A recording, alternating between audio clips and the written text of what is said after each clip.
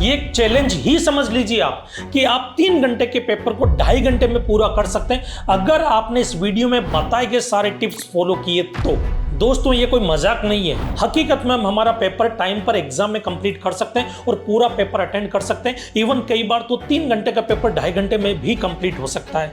But उसके लिए हमको कुछ छोटे छोटे टिप्स हैं वो जानने बहुत जरूरी है। वो सारे टिप्स मैं इस वीडियो में आपको बताऊंगा कि आपको एग्जाम में पेपर टाइम पर कंप्लीट करने के लिए क्या क्या एक्टिविटी करनी चाहिए और क्या क्या एक्टिविटी नहीं करनी चाहिए। उसके अलावा लास्ट में एक बोनस टिप के रूप में मैं आपको कुछ ऐसी एक्सरसाइज बताऊंगा जिनको करने से आपकी राइटिंग स्पीड बढ़ जाएगी और एग्जाम में पेपर कभी नहीं छूटेगा आपका।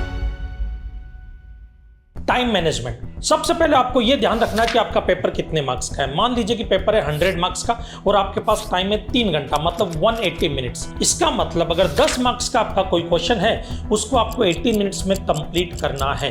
अब मान लेते हैं एग्जाम में आपके 10 क्वेश्चन आते हैं 10 मार्क्स के। अब जब आप उसको लिखने की कोशिश करेंगे तो लिखते लिखते लिखते लिखते 18 मिनट्स जैसे कंप्लीट होता है आपको उस क्वेश्चन का आंसर को छोड़ देना है और नेक्स्ट क्वेश्चन पे जंप कर लेना है। सर वो क्वेश्चन तो अभी तक हमने पूरा कंप्लीट लिखा ही नहीं है, अभी उसको हम कंप्लीट करेंगे तो अभी 5 मिनट्स 10 मिनट्स और जाएगा हमारे को, फिर हम नेक्स्ट क्वेश्चन पे जंप करें तो क्या होगा, बहुत बड़ी गलती हो जाएगी। कैसे गड़बड़ होगी, सुनना और समझना यहाँ। मान लीजिए आप और मैं हम सब एग्जाम देने के लिए जाते हैं। 10 क्वेश्चन है, 10 मार्क्स के क्वेश्चन है। मैंने पहला क्वेश्चन अटेंड किया, आपने भी पहला क्वेश्चन अटेंड किया। जैसे ही 18 मिनट्स कंप्लीट हुए मैं दूसरे क्वेश्चन पे जंप कर लेता हूँ। आप अभी भी उस क्वेश्चन को कर रहे हैं क्योंकि आपको उस क्वेश्चन में और भी कुछ लिखना है, जिसकी वजह से वो क्वेश्चन कंप्लीट होने में हो सकता है 30 मिनट्स लगे हो आपको। इस तरह से मैं पूरे एग्जाम पेपर में 3 घंटे में सारे 10 के 10 क्वेश्चन अटेंड करूंगा। बट हो सकता है कि मैंने उनको पूरा कंप्लीटली अटेंड नहीं किया और आपने 6 क्वेश्चन ही अटेंड किए बट काफी अच्छे से अटेंड किए हैं। अब 6 क्वेश्चन बोले तो 60 मार्क्स का पेपर अटेंड किया तो आपको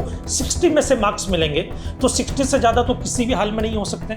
मान लीजिए आपको 60 में से 55 मार्क्स मिले, लेकिन मैंने 100 मार्क्स का पेपर अटेंड किया तो मुझे जो मार्क्स दिए जाएंगे वो 100 में से दिए जाएंगे।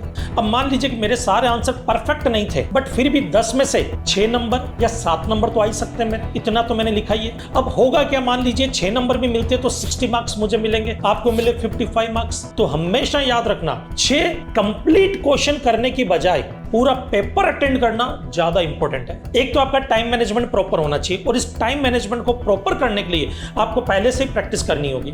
आपको एग्जाम से पहले कम से कम 8-10 पेपर लिखने हैं और हर बार कैसे लिखने हैं कि एक स्टॉप वॉच रखो और 10 मार्क्स के क्वेश्चन को आपको 18 मिनट्स नहीं 16 मिनट्स में कंप्लीट करना है। जब पहली बार लिखोगे तो शायद 25 मिनट्स लगेंगे, दूसरी बार में 22 मिनट्स, तीसरी बार में 20 मिनट्स, चौथी बार में 18 मिनट्स, पांचवी बार में 15 या 16 मिनट्स लगेंगे। तो मतलब 5 से 6 बार जब आप लिखोगे तब जाकर के आपकी स्पीड प्रॉपर आएगी। तो लिखने की प्रैक्टिस पहले से कीजिए और स्टॉप वॉच लगा करके प्रैक्टिस कीजिए ताकि एग्जाम में आप टेंशन में ना रहे और आपकी स्पीड प्रॉपर बनी रहे और आप अपने पेपर को टाइम पर कंप्लीट कर पाए। Don't change your pen. पूरे साल आपने जिस पेन से पढ़ाई की है हमारी उंगलियों को उसी पेन की आदत पड़ चुकी है और हम कई बार एग्जाम टाइम में लास्ट मोमेंट पे पेन चेंज कर लेते हैं, कोई अच्छा और महंगा पेन लेकर के आते हैं ताकि एग्जाम में अच्छी हैंडराइटिंग आए और यही सबसे बड़ी गलती होती है। यदि हम एग्जाम के दौरान किसी नए पेन से लिखने की कोशिश करते हैं तो हमारी उंगलियों को पेन एडजस्ट करने में टाइम लगता है जिससे हमारी स्पीड स्लो हो जाती है और हमारा पेपर छूट जाता है। Avoid thick body pain. मोटे पेन को जितना हो सके अवॉइड कीजिए क्योंकि पेन ऐसा होना चाहिए जो आपके हाथ में इजीली पकड़ में आए और आपकी ग्रिप उस पर बनी रहे। अगर आपने मोटा पेन यूज किया एग्जाम में तो आपकी उंगलियों में दर्द शुरू हो जाएगा जिसकी वजह से 2 घंटे के बाद में आपकी स्पीड धीरे धीरे स्लो हो जाएगी और आपका पेपर छूट जाएगा। Don't write with pressure.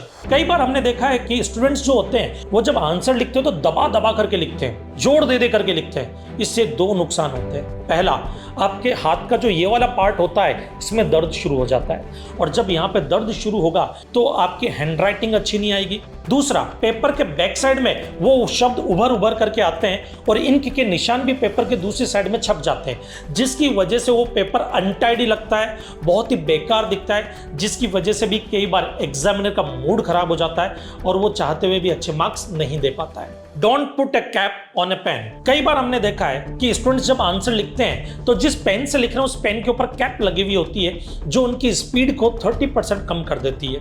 एक रिसर्च के दौरान एक शख्स को पेपर सोल्व करने को दिया गया था। उन्होंने उस पेपर को 3 घंटे में सोल्व किया था और जो पेन वो यूज कर रहे थे उसके ऊपर कैप नहीं लगा हुआ था।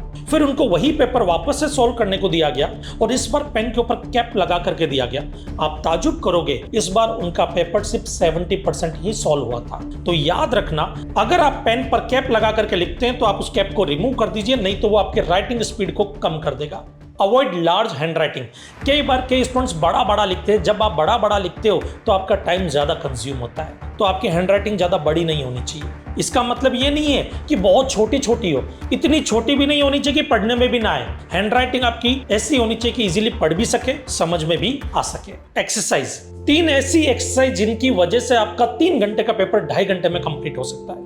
पहली एक्सरसाइज स्माइली बॉल।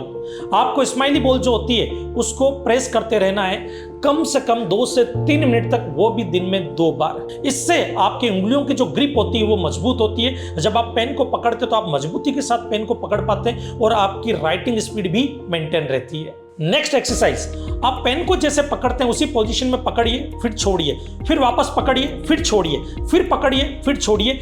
ऐसा कंटिन्यू आपको 10 से 15 बार करना है, वो भी दिन में 2 बार। नेक्स्ट एक्सरसाइज, एक रबर बैंड लीजिए, उसको हाथ की उंगलियों में डालिए और 30 टाइम्स स्ट्रेच आउट कीजिए।